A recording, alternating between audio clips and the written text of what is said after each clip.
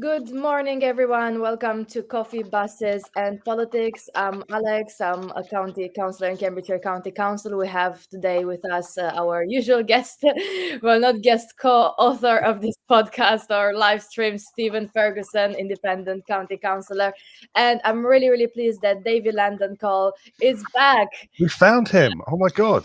It's back. So then we'll have David, Alex, and Stephen on those live streams from now on. He's back from his suspension from the podcast for his Yes, exactly. I'm feeling very well this morning, not because I slept 6 hours as usual, but because I stayed up last night till quite late to watch the result in the Yaxley and Fawcett by-election, which is in rural Huntingdonshire. It's in the northwest Cambridgeshire parliamentary constituency, and there was a very, very interesting result. So today we're going to discuss about that result, what happened with the Conservative vote there. To our surprise, I would say, I think it's quite fair to say that we were quite surprised, many of us, at the result. What happened there, and also we can review some of the things that came up from the many council meetings this week. We had lots of committees this week. We had, of course, full council on Tuesday, and we also had some town council meetings as well that David can perhaps shed some light on some of the town council decisions in Huntington. And finally, we also bring in some of Stephen's latest work debating with Councillor Tierney on the Environment Committee. So let's start with the by-election. How are you feeling this morning? I was seeing the result at like midnight last night, and I really thought, to be completely honest, I thought like it's surprising for me because I thought the Tory vote would hold up a bit more in an area that's really their heartland in Yaxley. Stephen, what do you think? So this was a county council election, and the county council and division boundaries are the same as the ward boundaries for district council. But there's one county councillor, it returns 3 district councillors. And so 2 years ago, I mean, before that, it had always been Conservative, returning always Conservative councillors. 2 years ago, my friend Sally managed to sneak in as the third person elected from that ward as an independent as well. She's a big community organiser, not really a politician. Organises social echo, organises lots of stuff in Yaxley. And so she stood again this time. The Conservatives stood again. There was a Green candidate. We won't talk about too much about Labour, Alex, and a Liberal Democrat as well. And so the turnout was pretty low, isn't it? We have to say it was a 20% turnout, which is low. But actually, I don't think too awful for a Tuesday night in March for a by-election. It's pretty typical. And I think the Conservative vote dropped off a cliff, and it was a 3-way battle. I think there was about 50 votes, wasn't it, between first, second, and third. Lib Dems picked it up, Conservatives were second, and Sally, who is my friend, who I love greatly, didn't really campaign very much. Got her leaflet out this week, was the only campaigning she did. Finished third as well, and it just shows that I don't know. I think it's indicative of a general decline in Conservative support everywhere, and it's really surprising. If you look at the graph that's on Twitter, it's an amazing decline. Let's look at a bit at the result now. Bring David in with his comments. So Andrew Wood, who is now new county councillor, who will be part of him as well. And welcome him to the joint administration. That's fantastic. Yes. So first of all, congratulations to Andrew. Of course, we're from different parties, but as you all know, the Lib Dems and Independents, including Stephen and Labour, we formed the joint administration in the county council. Congratulations, Andrew, and also to say that the other shocking thing that I didn't really think I will live to see. Really, and I'm quite young, so it was like a long time that I was thinking about is to see the Tories not being the largest group on Cambridgeshire County Council. When I moved to the area about like 6-7 years ago and seeing the politics around the area, I never thought for a second would live to the moment to see that the Conservatives are not the largest group on Cambridgeshire County Council. That is something that it is surprising to me. So although we were joint administration, they have still been the largest group. So the Conservatives, I think, I can't remember how many they had at the start of this. They were in the high 20s. Yeah. They're down to 20 today. And the Lib Dems I think 22 and Lib Dems are 23. So the Lib Dems just overtook the Tories by 1. So that's why the Tories are not the largest group. Although, of course, the Lib Dems were, have been since 21 in administration with, with yourselves, with Independents, and with Labour. So therefore, we have a majority. And so when I got into politics 6 years ago, I couldn't imagine that happening. So it's an amazing turnaround in Cambridgeshire politics. Yeah, it is definitely. It just shows how local politics is changing. David, what do you think? So, I mean, I think, the change is remarkable. I mean, the change has been happening for a while. So the Conservatives are in government, have been for some time. There will always be a swing against the governing party, particularly at local elections, or what the jargon would call second order elections. And the fact that the Conservatives are no longer the largest group on the party is, that on the Cambridgeshire County Council is quite something. I think Cambridgeshire, particularly Huntingdonshire, where I am, is changing. I think the demographics are changing as people sort of move into the area, but also move around the area. That said, I think it's possible to read too much into this by-election. It's a local council by-election, and so the people who turn out for it are going to be the most committed voters. So, and I just, example, I was listening Matthew Parris on Times Radio yesterday was saying, but what's he going to do, because he doesn't want to vote Conservative. And you say, well, he might not vote, and there'll be a lot of people in that situation. Yeah, definitely. If you're a Conservative voter at the moment in Yaxley, and you think, well, is it going to make any difference to the national government how I vote? No. Is it even going to change things on the county council? No. Okay, it's a new councillor or new candidate. I don't particularly know. Am I good? So the guy who was elected is I think a town councillor. He might have been a district councillor before. No, I meant the Conservative candidate. So the incumbent originally was Councillor Matt Maguire. Yeah, a senior Conservative, much loved across the whole chamber as well. Who he lost his seat at district council. That's who Sally took her seat from. And so Kevin Goulson is a very experienced member on district council and well recognised locally, and a parish councillor in Yaxley as well. So it's not a question of them shipping in somebody new. They had a very experienced, well-known candidate. But so I mean, I didn't realise, but I think it's possible to read too much into it. Don't get me wrong. It's still it wasn't. What was it you said, Stephen, on Twitter? Maggie Thatcher, your boys took one hell of a beating. Yeah. But it's not good for morale, though, is it? It isn't good for morale. Yeah, but just to add on this local factor, because before we move on to next comment, I think the local factors are really important, because I've seen this result being shared by various social media accounts yesterday, saying like, well, it's great to have this Lib Dem gain from the Tories. It shows the Tory collapse. It shows like how the kind of national predictions are correct, and so on and so forth. There are actually a lot of local factors in this. First of all, as Stephen said, I've seen so many comments on social media saying, well, the Lib Dems only squeezed through the middle because of the UKIP independent. The independent there is definitely not Conservative or UKIP or that type of independent. She's a very good friend of mine and shares similar. I mean, she's not particularly political, as I'd say I'm not. Doesn't have an alignment to a political party. She is a community organizer, and she's a wonderful person as well. And she has no alignment. She hasn't got much curb appeal for traditional UKIP and Conservative vote, and that's an important factor, because I've seen a lot of comments from people who are not from the area or nearby the area saying, well, it's because of the kind of, they assumed it was a Reform or UKIP vote that was like the almost 30% that's the independent got, which is not true. So then if you look at it, you can look at it in this way. Liberal Democrats, of course, it's first past the post, so they did come first in this and won the seat from the Conservatives. But what I think is really interesting is to look at the ratio of basically Tory versus non-Tory vote, because everything else you can call it a progressive vote. So you have an independent that's not an ex-Conservative, or like is not like a UKIP, ex-UKIP independent.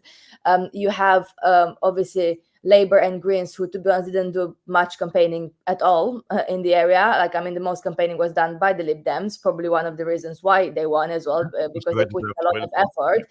And then the Lib Dems, So if you add all this vote versus the Tory vote, it is actually quite shocking. You have like a 70-30 split in terms of progressive versus Tory vote in a seat that has been, blue heartland for a while, until of course the independents, like got in and like won a district. So it is like quite a lot of change in my view. It depends how you interpret it. But if you think about like how many are, kind of strong still, like how much of the traditional Tory vote is still holding, as opposed to the so-called progressive vote, whether it's people voting Green, Lib Dems, an independent that's not conservative, or indeed the Lib Dem, it is really, really fascinating. And just to say as well, what Stephen was saying, I think there was an element of personal vote as well there, because of course the late Councillor Mac Maguire, who I had the privilege to be, in the same county council like Stephen has, and he has been, he was very hardworking. He was a very truly decent councillor, although we're from different parties, and I think he had a lot of like kind of personal vote and respect locally, which he deserved, because he put in so much work over so many years. And I think colleagues cross party appreciated that and really had good things to say about him. So I think that's one of the other local factors that perhaps not that apparent as well. So do you think this result can be replicated in other rural seats in the area? So Yes. I think there's been go on, David, but there's been a consistent pattern, hasn't there? Across the last 6 years since we got in. Well, the last 3 years really, when it first became apparent, when we got into the county council, and turned over the county council, which has kind of been done before, but not in this way. Then they lost the next day the mayorship when Nick Johnson got in. Subsequently, a year later, they lost Huntingdonshire District Council, which had always been Conservative since 1974. So there is a pattern of people moving away from their typical traditional Conservative vote in what was, until recently, well, quite a long time ago, but John Major's seat. This is part of their heartland.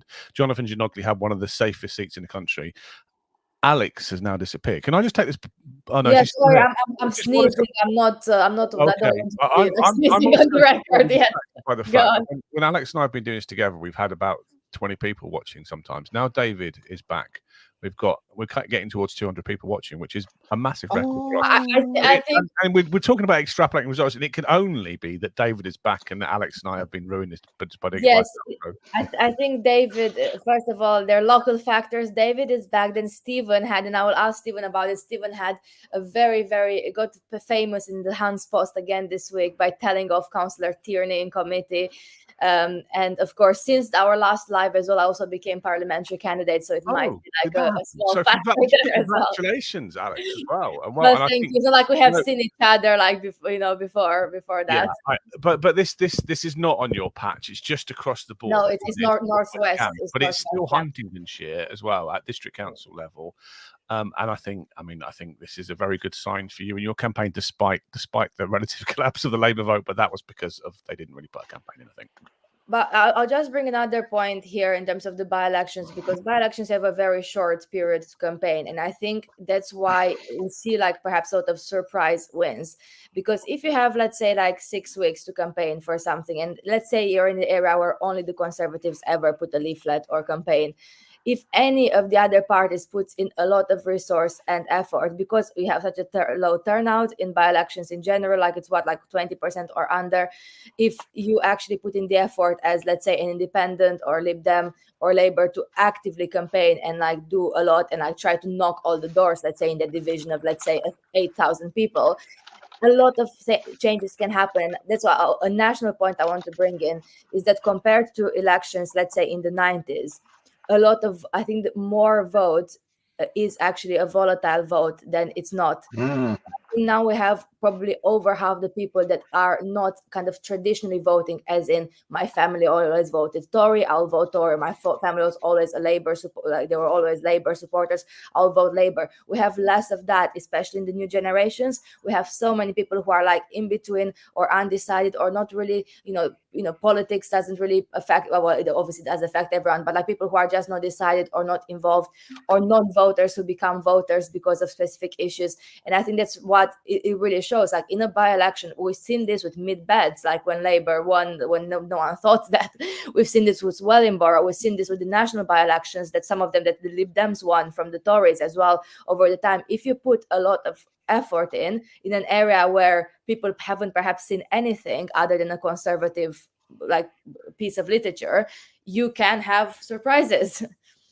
Yeah, and in this election, I'll make it clear that both the Conservatives and Lib Dems put out multiple leaflets in a short by-election campaign, and both, I think, at least claim to do a lot of door knocking. Sally, who finished third, put her leaflet out this week, which was a bit of naivety on her. But usually the plan is to get your leaflets out at least before the postal votes go in. Yes. So she would have lost the postal vote as well, and then lost by 50 votes. So I mean, I definitely congratulations to Andrews for winning. I mean, if Sally had a bit more support from people like me, I think she could have won this as well. So it was definitely hotly contested. Yeah, is what I'd say. When I think the other thing is because of the electoral system, it's first past the post. If there was an anti-conservative vote, people would have gone for whoever they saw as I think will have gone for whoever they saw as whoever had the best chance of beating the Conservatives. And if they were getting loads of literature from the Lib Dems, that will have attracted votes to them, and fair enough. But I fell out with some of them on Twitter for saying that only Lib Dems can win here with bar graphs, which, I mean, they might say this morning it was true, but I think the results show that either of the candidates, or three of the candidates, could have won with a small swing either way. When it gets down to less than 50 votes, then I think that's a close election result. Yeah, the independent was really close. And I think that's, Stephen, you're right. That's where the campaigning machine comes into place, because it's very different if you have the budget and the resource and the volunteers to put, I don't know, like multiple, like 3-4 leaflets in a short campaign and have all your people on the ground, as opposed to doing nothing or one leaflet. I mean, like, you can't compare a stagnant vote with like a vote that is like a get out the vote campaign. Like, it's just, you can't really make judgments based on that. Sally had to pay for her own leaflets, and she had to pay to deliver them as well. And so, that's a difficulty as well. As I don't traditionally get out multiple leaflets, nor do I do a massive amount of door knocking, because my resource is just me. I don't have party supporters, so it's a bit of a handicap, but that's the way things work. And so, congratulations to Andrew. Just to say, before we go on the next topic of full council review, there are over 200 people watching, which I've never seen before on this live. So welcome, everyone. Please do ask your questions. Please do ask us anything about Cambridgeshire politics. We'd like to bring questions up on here. I'm not sure if you're on one of the Facebook groups watching, then I'm not sure if we can see them directly. But if you're watching on Twitter or under our Facebook accounts or under any of the accounts that's connected directly to the live, and if you comment under, we'll see the comments coming up and we can bring them on the screen and respond to you as well. So while some comments are hopefully coming in, positive or negative or questions, full council, what happened at full council? Did you watch full council, David? Full county council, that is, because I haven't managed to see your town council this week. I watched parts of it. I was at work, so I had it on the screen there, but I was in and out of Zoom calls, so I saw bits of it. Stephen, what was your impression? Like, please share with us your observations. I wrote quite a long thread on Twitter about it, and I've been incredibly negative about the whole experience as well. That it went on for what, 4.5, 5 hours, probably 4.5 hours. Oh, yeah, it was quite a short one. It was quite short as well. Yeah, and there were actually a couple of really. One of my big problems is the motions quite often don't do anything. Sorry, Alex. Your motion was great, and motions are good for debates unanimously, and you debated it really well. But actually, when the outcome of the motion is we're going to write a letter, the chief executive is going to write a letter to somebody. Oh, that to me, that's not changing the lives of people in Cambridgeshire very often. There was a really there was 5 motions, and a really big, what should have been and what would have been a year ago, a massive motion after a petition to abolish the GCP, which that's a controversial thing. It's a big local governance issue, but But like none of the petitioners didn't turn up. Well, they did a great job of getting a petition, but there was nobody in the public gallery, yeah. And actually, most of the Conservatives didn't turn up firstly to the meeting, and didn't stay to the end. And so, what's the point in debating things when they're never going to get through on a vote? I mean, I rebelled and voted with the Conservatives on that one because it's a strongly held position. But in general, nothing really changed. Maybe you've got a different view, and you can tell me what changed as a result of that long meeting. Like, because I don't think nobody's going to wake up this morning and think Cambridge is a better place because we had a 4.5-hour meeting talking about stuff. So can I jump in? So Yes. I'm not sure I agree with you at all. So that you do get motions that go through, which sometimes which are a waste of space, and I get that, and sometimes it's fine. But to take this one, so the motion Alex put in was around veterans and pensions in particular, and so on. So I think it does two things. One is it is part of a broader campaign. Different people have been talking about this particular issue for over a decade. So and it's sort of adding voices on that makes a difference. And I genuinely do believe that if you've got more and more people writing in saying that this is something we really care about, this is something that people that affects us in our area. It is a relevant thing for a local council because they're providing sort of services there and so on. But so there's that. The other thing I think that is important is it makes, in this case, veterans in Cambridgeshire sort of aware that the county council takes them seriously and is aware of their issues. Now, maybe there isn't a huge amount they can do directly to influence it, but ultimately it's I forget how long the debate on Alex's motions took. On Alex's motion, 45 minutes in general. These things seem to happen. Yeah, so it was a well supported and well debated motion. Yeah, exactly. 45 minutes, and one, some time, plus the time to prepare and so on, and then the cost of a stamp. I think is actually on is a decent issue. Now, you don't want to be just saying most of the time you don't want to be talking about things that you can do.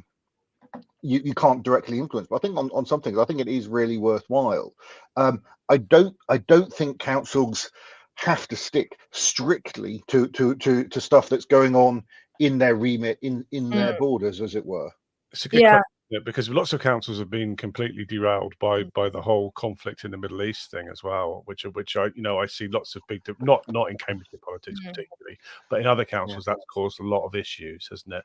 In splitting people along their own political boundaries sometimes as well. And my personal view is that those things are best left for national government, but not this. So I do think Alex's debate was great, and for all the reasons you just said as well. And it is really important to make people who served our country, our veterans, feel really special and loved. So I completely take that point as well. I think that's definitely worthwhile. And I mean, and the outcome is worthwhile. And I think one of the concerns before the motion is we thought it might be quite fractious, didn't we, Alex? But in the end, you convinced everybody with you as well. I mean, it was really interesting politically. I'll comment about the politics of it in a bit, because I deliberately trying to make it not political, but it ended up in a political debate about me standing as a candidate as opposed to being a councillor. But before I go on to that, I think just to David's point, I think for me, there's a difference between a motion that's entirely symbolic and political. So, for example, if I did a motion and I could make like a 3-line motion saying like, I am appalled by the comments made by this Conservative Party donor, this county council should stand against such, racist comments that have been made, let's say, like in the media by said Conservative Party donor. That's something that, of course, like we can't change anything in the council. It's a statement, it's a symbolic thing. It's a thing that is a political tool to like attack, let's say, something in the government. And I don't do any of this type of motion. Other councils do, the examples exist. Where I think there's a middle ground is on issues like, for example, this example of support for armed forces community, where the council has a role because the council has an armed forces covenant officer. We did sign up to the covenant. We have a local role. So we can say something about the local role of the council. But unfortunately, or fortunately for some people, lots of the things that need to change, such as for example, a review on accommodation charges in the cost of living crisis, and all of those things are within national remit. So like the only thing we can do as a council is say, well, as local councillors representing divisions that have, in all our divisions, we have people who have served or who are currently serving, then there's a representation role of us as councillors say we want to ask the government to do better for this community. And I think that's like kind of the middle ground. I know some people just like the motions that just have that, like what we can do locally with our local funding.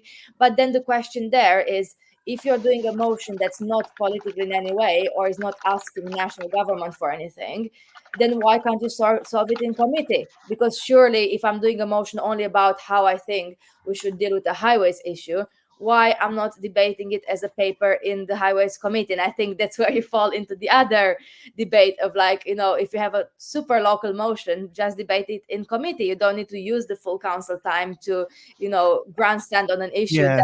Not... Well, but it sometimes feels like full council is grandstanding, yeah. And so the other issue I have is that most people will vote along political lines, and what happens is, what I'd really love to do is have an intellectual debate where people are convinced to vote one way or another and haven't already. I mean, predetermined is a bad word in politics, isn't it? But largely people will vote along lines they were going to do when they walked into the chamber, yeah, and those will generally be political lines. I suspect the only person who voted against their administration this week was me. Yeah, I did it once. I did it once last month, so I don't do it very often. But I will. I'll always want to be convinced, and I always have views which are different sometimes than my colleagues as well. But the problem is this. All right, so the joint administration has held together really well, yeah, and our attendances are really good. But we've had lots of defections from the Conservative benches, and also lots of them just don't show up anymore or leave early. And so by the end of the meeting, I think they had 21 councillors who could have been there, but by the end of the meeting, there were just 11 Conservatives in the chamber. And so then we have to go through this whole process of having to debate motions, which they can never win, because I mean, when we got elected with a 3-seat majority, yeah, and so this county council, every debate, it should have been on a knife edge. It should have been almost like a hung parliament, with the possibility the Conservatives could convince, especially the independents, yeah, probably the least loyal of the joint administration people, to vote the other way. And that almost never happens. And there's never any prospect of any of these votes being different than there's been a few times in joint administration where we've been worried about getting people to vote on our side of their own, but those are quite rare. And most of the time, yeah, I could go through at the beginning and I could predict who's going to win each vote. And so there's not enough intellectual debate, and there's not enough of a possibility the Conservatives will win any of those debates, mainly because they don't turn up anymore, or because they've all thrown their toys out the pram. They've lost about 4 recently, to the independent benches.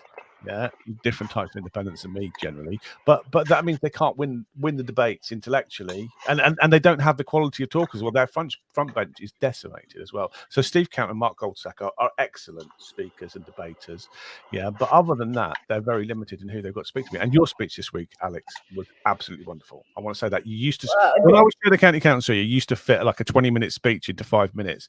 Today, this week, you spoke clearly and passionately, and you rolled loads of people on the opposite benches up, and it was a fantastic speech. I was very proud of you. Do you mean my initial speech or the response to Councillor Count after he made it all political? Yeah, and that is that even reasonable things which are often turned into party politics as well, which it doesn't really turn me on very much as an independent, and I don't think it really interests lots of the people who we represent as well sometimes. But it's not a criticism of you or anybody in particular, but it's just the way the politics is. Yeah, it was very, very, very interesting. Speaking about politics and you debating with the Conservatives, the Hunts Post yesterday, I think, yes, there was an article about you, Stephen, saying how you interrupted interrupted your statement to call out Councillor Steve Tierney for laughing. So what was that about? So as you pointed out early, committees are a place at county council which get, much less attention, but where all the real work is done. They're still live broadcast. And we had an environment and green investment meeting last week in which we were talking about responses to flooding. Yeah, and we were talking about what powers the district council, the county council has to enforce riparian waste. So if there's a brook that's got loads of litter in it, there's always somebody who owns it called a riparian owner, and it's their legal responsibility to clean it. And we haven't got very good powers to enforce that. And so we were talking about that, and the two officers, Hilary Tandy and Catherine Redding, who were presenting the paper. We've worked really hard with them over the last 3 years. I was almost elected on an anti-flooding platform when we worked out the drains in Cambridge hadn't been cleared in St Neots and Godmanchester, hadn't been cleared by the Tory administration for 5 years or more than 5 years. And so I was trying to congratulate them and saying that I really appreciate the hard work that they've done in making sure that the drains are cleared up. They hadn't been cleared for 5 years by the previous administration. How they've made sure, that people are more aware of riparian ownership. How they've helped the flood action groups get capacity. And as I was talking about the drains not being cleared for 5 years, I was looking across the chamber because we face each other in a kind of U-shaped formation. And Councillor Tierney laughed at me, when I was talking about people in St Neots being flooded and being out of the house for 6 months, which is wrong because lots of them were out of the houses for 12 months and were shouting it didn't happen. Now, the reason we found that out was we've put an FOI request on. It's been all over the papers, and I taunt Councillor Count about it frequently on social media, so they're aware. So to have somebody laugh in my face while I was describing the plight of my residents who, other than your house burning down, one of the worst things that can happen to you is being flooded. Yeah, it's awful. Yeah, and I just didn't appreciate that kind of attitude from an elected representative about my resident, especially given that he represents one of the lowest places in the country. And so is somebody who in the future, he's a climate denier and all sorts of other things, climate change denier. Well, I'm not sure if he's a climate change denier, but he's very vocal about being anti-net zero. Yeah, and I just think it's disgraceful. It's disgraceful. Anybody would laugh at the plight of one of my residents, and so I stopped and I challenged him. At the end of the meeting, so Steve Count, the Conservative leader, also then denied in the speech that had happened.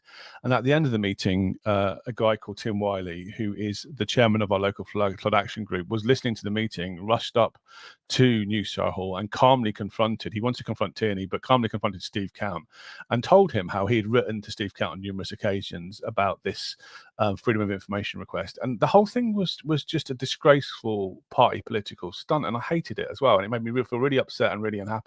And so I'm happy that the Hunts Post has picked it up, but we shouldn't be laughing at the plight of anybody's residents as well. And I'm equally happy to support Wisbeach residents as I am St Neots residents. Yeah. And because that's what we're elected to do. We're elected for the whole county. Sorry, I've gone a bit there. No worries. By the way, I muted both myself and David because I see there's some background noise. So you have like a very clear background noise clip you can use about you speaking about the meeting. There's some compliments coming for you in the comments. I'll just bring one comment in before I go to the next question. Are any of you attending the emergency contact workshop today? I mean, I'm at work and then recording a TV program. So. Oh, which TV program are you recording, Alex? Well, watch BBC Sunday Politics this week. It'll be very exciting. Do you reckon they'll get 306 viewers like we've got now? Probably not. They'll probably get more than our live stream, unfortunately. If you get David on with you, work on it. Did you hear about this, Stephen? I don't think I got any invite to this. I'm not sure what. I've done about at least 25 hours of council meetings this week, and I need to do some work. Yeah, I'm just saying I'm not sure we received any. I haven't. It's not in my calendar. I sometimes struggle to get to workshops and things because on weeks like this, when we've had full council, I've had cabinet at HDC, I've had a committee meeting, I've had parish councils as well.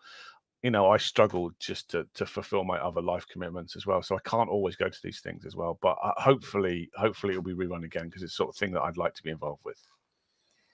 And there's some people as well who are asking us if we watch, and I will bring this topic next because it's very interesting. If we watch the Peterborough meeting, I did watch it. And it was yes. Did you watch? Yes, I did watch it, not least because Councillor Shabina Quayum is one of my friends, and the way she has been treated then and as well as other times by some of the Conservatives in Peterborough is quite disgraceful, and I think it does show it does give you a bit of insight about what in particular women, but women of minority background in politics, have to put up with sometimes in terms of some of the attitudes that are expressed in some councils.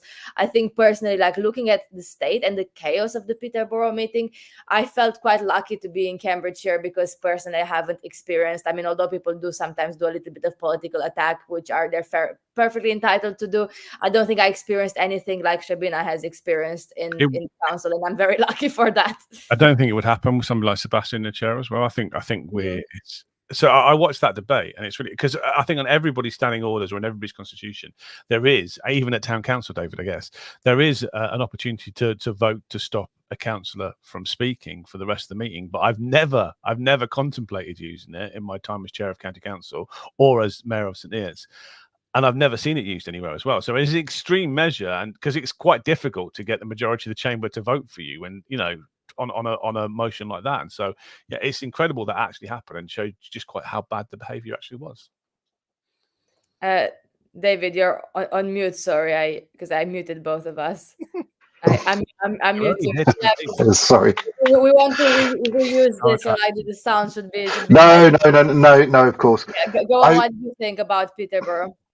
So I thought so a couple things. The Councillor Fitzgerald directed an entirely inappropriate. I mean, it was an unpleasant speech, and okay, I get it. I'm Labour. I don't know Shabina as well as you, but I get on well with her.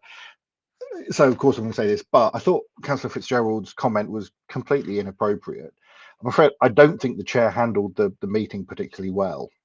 I'm afraid. And there did seem to be a thing that people on the council weren't particularly familiar with the standing orders, which is an issue. But there's it was one. I didn't watch it live, but I was sent that particular clip, and I watched it. It's that sort of thing that I think puts people off politics a lot, and it's a difficult one. And I think Shabina did the right thing in calling it out. I mean, it's a pretty bold thing to do, and good on her for doing it. The great irony is, was I watched a bit more of the meeting. There've been loads of problems at Peterborough. They were talking about the sort of improvement report that had been done, and about better cooperation between the party groups, which is sort of a bit ironic given the way things are going on. I mean, I think this is, people get frustrated on council meetings. I get that, and you have all the party stuff, and there's sometimes people you just on a personal level don't get on with. But there is, I think, an obligation on councillors to do their best to play tackle the ball rather than the player, which is not what Councillor Fitzgerald was doing, and I thought it was conduct unbecoming. But it was a decisive act, wasn't it? But I agree with you on the chairing, and also that their constitution isn't very good, because they what they do is they have points of points of disagreement. Normally at county we've got a point of order, which means you've broken one of the rules, and a point of, I think, personal explanation, which means you've done a speech. So if you speak, Alex, and then somebody misrepresent what you said in the chamber, you can interrupt them. It's somebody, I think probably Dan said it's a point of personal accuracy, which shouldn't be a thing, because what it means is that people can interrupt speeches all the time and just try and disrupt proceedings, and it should be a rare occurrence, and it is relatively rare. I think we maybe had one point of order this week at county council, but people should be allowed to speak and speak once. And so when you've got this kind of cross talking across the chamber, I wouldn't have allowed it in my time. Sebastian certainly wouldn't allow it as well. So I think there is an element of culture, of bad chairing, and probably a weak constitution if they allowed these points of accuracy to be raised, because it doesn't allow for a decent debate and fiery. I used to do, because I am a huge nerd, I used to do parliamentary debating, so competitive debating. Yeah. And in that you have points of information, and you've used them. They're within the rules. You're using them to try and throw your opponent, because it's a competition, off their game. And the same thing happens with points of accuracy. Sometimes it is genuinely needed. And I guess it's a way of preventing people from running completely roughshod and misinterpreting people. But yeah, it's better that people speak once and then move on. All right, so we discussed the county council, the by-election result. Again, congratulations to our new joint administration colleague, Andrew. And Lib Dems in general, actually. And the general collapse of the Tory vote and the chaos of the Tory government as usual. We'll discuss. I want to bring in Rwanda actually, but like we don't have enough time. 5 minutes is not enough, and I know Stephen has to go back to work. But like just a long story short for you, like all the commercial airlines are refusing to implement the government's Rwanda policy, so they try to appeal to the army and the RAF, and I just made a comment like just yesterday on Twitter. I don't think we should politicize our Royal Air Force or the army to deliver an undeliverable Rwanda policy, but we can maybe discuss this another time. I just got really into that debate. I want to say in the last 5 minutes or so, because we didn't have enough time, we didn't have a lot of time to speak about buses, which is our usual topic, but we will do a bus-specific session with some special guests at some point in the next week or couple of weeks, depending on how we arrange timings, or we can actually discuss with representatives of bus companies about more detailed questions about buses. But meanwhile, have you tried any other bus routes, Stephen and David, this last couple of weeks?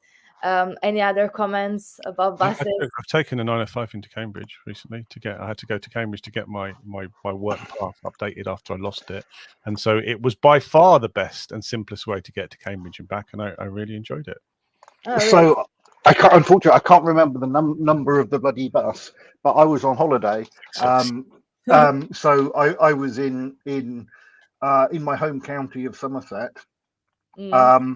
And I can't remember what the bloody bus number was, but I got a bus into Minehead, and that was very nice. A stagecoach bus, a local company bus, who operates buses? I think it was just I didn't recognise the branding, to be honest. I mean, but the one thing I will say, which is good, and it's not often you're going to hear somebody praising Somerset Council because they've gone bust. They've got consistent signage on all of their bus stops and bus shelters across the county, which is good, and it is easier to navigate what's going on when you've got that. And also Minehead's lovely. And when we talk to Darren Rowe or Ed Cameron or the local bus people, that's one of the points they'll make is that councils. The trouble in Cambridgeshire is it's difficult to work out who's responsible for all the bus stops. There isn't a single body. It probably should be the combined authority or maybe the county council, but it's not. Yeah, and so if you turn up at a bus stop and you can't see a timetable or the digital display is broken, it doesn't give you an enormous amount of confidence that a bus is going to turn up as well. So I think when we speak to these guys, it's not going to be an easy thing for us, because I think we'll come back with a list of actions that they want us to do to make buses run better. And I think we have to try and do those things as well, because they get a lot of criticism in the press, but all of the people who are on our radar are all bus people, aren't they? And they really care about buses, and so we all have to work together to make sure that public transportation is accessible for everybody. I'll share to end with two positive comments, because Stephen had a positive experience with Cambridge sending us to Cambridge, and David had a positive experience with an unknown bus in Somerset. I had two positive experiences recently, on the Whippet buses, the X3, which is Cambridge, from Cambridge main railway station to Huntington, when I had meetings in Cambridge. That's actually I really like that route because it connects with the rail station, and I was thinking it'd be wonderful if Huntington train station was also better connected, like Cambridge station is, when you can actually get the bus from outside the station. So that's one of the things. And the X3 is actually obviously much quicker if you if you go straight to Huntington than the busway if you're approaching it from the station side. And the other thing that I really like that Whippet introduced quite recently is the tap in to pay system, like in London, which makes it much easier. And if you do multiple journeys, it saves you money as well, and you don't have to figure out which ticket is the best for you, and so on and so forth. So that's a good thing. And then I have to say the 904, which goes, in the times that I don't find anyone to give a lift, or when I don't have the rented car, when I have to go in different villages. the 904 to Peterborough that stops at Alconbury Weald, which is where I have to attend the council meetings, and it's very difficult without a car. Actually, now it's a bit better. I mean, admittedly, yes, if I want to be at a 10 a.m. meeting, I do have to get there an hour before because the bus times don't really align with the 9 a.m.